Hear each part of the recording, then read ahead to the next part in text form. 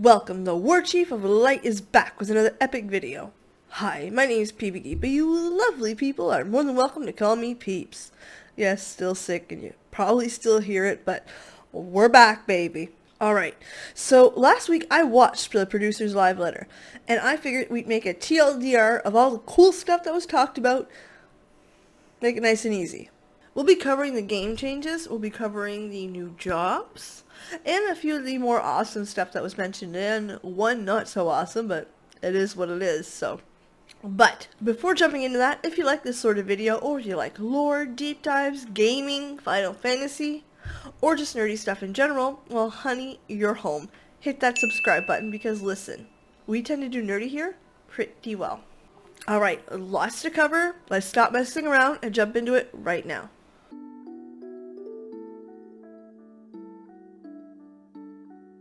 Now I'm not gonna lie, this part of the update took forever.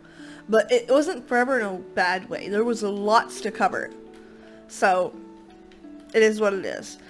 Either way, there was some pretty exciting stuff, some stuff I didn't understand, which is fair. And some stuff that I just, wow. Let's start with the Sage. The Sage is nothing like I expected at all. It plays like a futuresque, Gundam-style sounds, which was kind of neat to watch. But its playstyle is somewhat familiar. It has what I like to call ouchie heal. You dot a player, and then you do ouchie. While you're doing that ouchie, you're healing the player that you dotted. So, your DPS heals people. I love that. And she's got a lot of barriers. She's also going to be a secondary healer or a support healer instead of a full-blown main heal. So Warcraft players, does this look familiar to you? It's a priest. It's 100% a priest. Disciplined and holy, mashed up in nicely with a twist. And of course, Final Fantasy nails that twist. So, honestly, for someone who has played that type of character before, it's fun. It's really fun. So Sage is something to watch out for. Reaper though, now that's sexy. And on top of being that edgelord class, and yes, I'm old enough to have had an edgelord phase in my teens, it is a super fun build to play. It is a classic builder spender type DPS. You build a resource, you spend it, and then you do the big ouchies. And then you made it sexy. Because everything about Reaper is at least pretty to watch. It's incredible. So, fun class, sexy as hell, edgelord. Listen, if all of your dungeons, duties, raids are full of Reapers, you know why. Okay, let's get into some of this rapid fire. Tanks. Not a whole lot of big, massive, get excited about changes. Monks. I found monks very difficult to understand while they were explaining it. It was so difficult that they actually brought up the game screen and showed the gameplay of it, and still they kind of bounced around, and I found it very difficult to understand. So monks out there, let me know. Is it a difficult class to learn? Are the changes good? It seemed convoluted to me. Machinists, you're getting a chainsaw. Which, to me, listen, big throwback to Final Fantasy VI. I love that. I love that to bits. Black Mage, because that's very important. Enotion isn't going to be a spell you need to cast. It'll be a passive. Thank you, Yoshi P. Summoner. My god, that looked awesome. I mean, to me, when I picture a summoner, what we saw on the screen was about it. So hearing that it was just a dot class with a cute carbuncle, that's not a summoner. What you saw on that screen is a summoner, and it kicks ass. I am so excited. I low-key want to play one, like get one leveled up, so when it drops, I have one ready. So excited.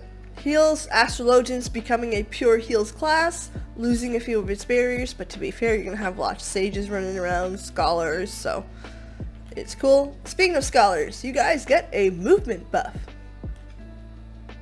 Yeah, a lot of people were very disappointed in the lack of changing with Summoner, because I heard that it's in a rough spot right now.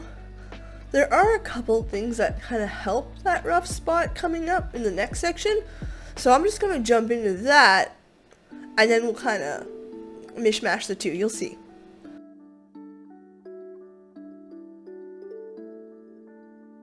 So raid changes. There is a huge change in structure for the raids. Right now you see 2 tanks, 2 heals, DPS the rest.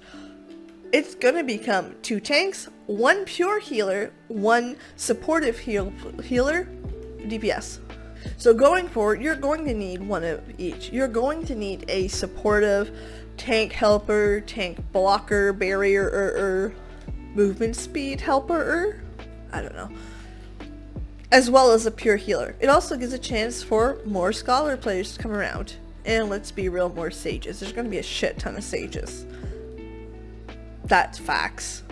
So as I was kind of hinting at in the scholars section, it does kind of help scholars to be in a position where not they're more viable, that's not the question, where they're more useful to the raid party. Because right now, if you can do a raid and you got 2 scholars, you're like, oh well, shit. Going into Endwalker, that's no longer an issue. It is a supportive class, and you can use it as a supportive class. Job. I meant job. You totally heard job. Does it fix everything with the scholars? No. But I mean, it's not as bad as it was. Does it still need a little bit of a rework? Yeah.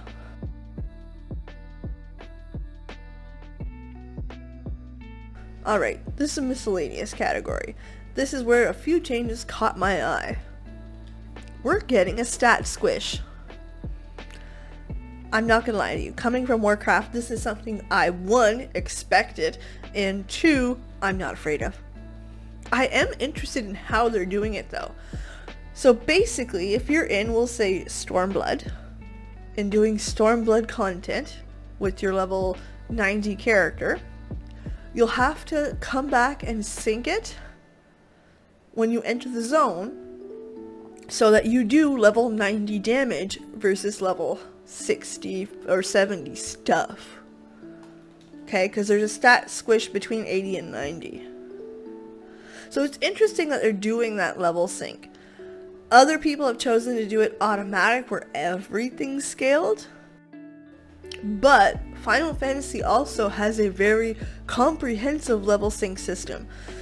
And it's something players are used to. It's not something that we're asking you to, hey, new thing, you totally need to remember to do. No, level sync pops up, people are just automatically click it in this game. So, it's definitely fun, and I can't wait to see how they do it and how it implements. No more belts! I don't care. I mean, other than glamour, if I'm being honest, a belt is a belt. I don't care what they do. I have enough gear to look for. I have earrings. I have rings. I'm fine. I do not need belts. I don't know how the community reacted to that, but I don't need it. I'm good. I mean, other than glamour. Disregard glamour. Because to me, if the belt's sexy, the belt's sexy. If it works, it works. They are upping the cap to Aetheryte travel. Remember I told you at the beginning there's like one piece of bad news? This is it. So basically, we as characters are going to the fucking moon. The moon. And that's hard to pay people to fix the Aetheryte and maintain it, so we'll have to pay them accordingly. Right now, the most expensive ports are 999 gil. They're removing that cap. Yes, they did redo the numbers, so some of them will come off as lower, but they did suggest that you set up your return somewhere in between that makes you feel comfortable and pay less gil, because realistically, it makes sense to up that price.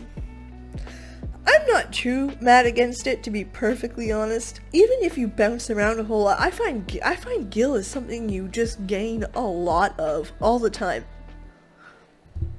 I'm at 1.6 million gil, and I only leveled. I didn't do anything fun, just leveling. I mean, I did MSQ, but you see where I'm going with this. So the people that craft, the people that gather, they're just gonna be like, pocket change. But shit, it means I have to wait longer for my house. One big thing is that data center travel will not be available at the launch of Endwalker. I only figured out how that worked, like, last night. But still, I know it's something a lot of people enjoy and a lot of people do a lot of it. I also extremely understand why not. I'm gonna leave the video on why in one of these corners. But it's 100% because influx of players, current player base being at record-breaking levels, and new expansion at the same time. You think Raubahn Extreme was bad? You wait, it'll be like Raubahn Extreme times 5. Like, be ready. And they put a whole bunch of some really cool stuff on the merch shop, which there's a 1,000 USD, so it's like $1,200 for me, Y'shtola doll. And it looked so good. It looked amazing. And for a moment I wanted it. And then I saw the price and I was like, but it is pretty, I have to admit. Like, there's no debating that it's gorgeous. Alright, TLDR, we did it. That's the big stuff. And obviously, listen, it was a 7-hour live. I'm gonna leave everything linked down there, including the actual live producer letter, and 2, the actual job video they made. It's like 20 minutes going through each one. Watch at least that. It's pretty good, and you can see them go and listen. Go watch Reaper because she's sexy. So what did you guys think? Did you watch it? Did you come here for the TLDR? Let me know in the comment section down below. If you like this video, give me a big old thumbs up. If you didn't, well, cool. Be honest with me. I'm a big girl. I can handle it. Bonus points if you tell me why you didn't like it. Feedback is the best way to improve. And yes, you can even tell me that my voice is squeaking. I'm aware. And if you like Final Fantasy, you like gaming, you like nerdy stuff, you like me, I don't know, hit that subscribe button. And while you're down there, ring that bell. That way you'll get notifications every time I go live or upload, which we do a lot of. We tend to stream at least 3 times a week, and I upload at least a video a week. So, bitch, we keep busy. Alright, well, thanks so much for being here. Have a legendary day, and I can't wait to see you guys again on the next one. Bye.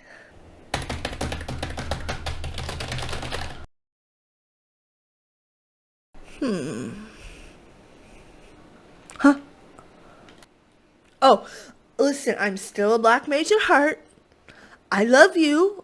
This isn't what it seems. Maybe I'm a